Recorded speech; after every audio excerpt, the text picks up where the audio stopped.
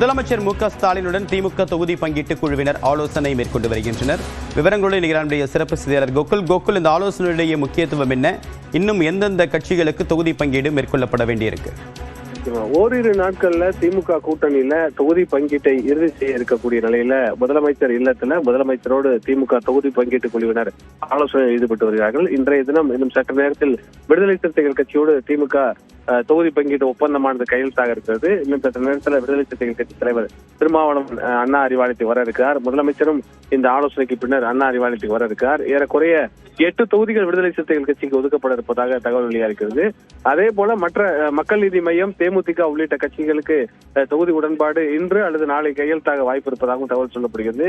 அதே போல எஸ்டிபிஐ, கொங்கு இளைஞர் பேரவை, முக்குளத்தோர் புலிப்படை உள்ளிட்ட ஒரு இடங்களை பெறக்கூடிய கூட்டணி கட்சிகளுக்கும் அடுத்தடுத்து உடன்பாடு கையெழுத்தாக இருப்பதாகவும், பின்னர் எந்தெந்த தொகுதி என்ற உடன்பாடு பேச்சுவார்த்தையும் உடன்பாடும் கையெழுத்தாக இருப்பதாகவும் தகவல் வெளியாயிருக்கிறது. ஏறக்குறைய 28 மற்றும் 29 2 நாட்கள்ல திமுகவுடைய வேட்பாளர் பட்டியலை வெளியிட திமுக தலைவர் திட்டமிட்டிருக்கக்கூடிய நிலையில அதற்கு முன்பாக கூட்டணி கட்சிகளுக்கு எந்தெந்த தொகுதிகள் என்பதை இறுதி செய்து முடிப்பதற்கான தீவிரத்தை திமுக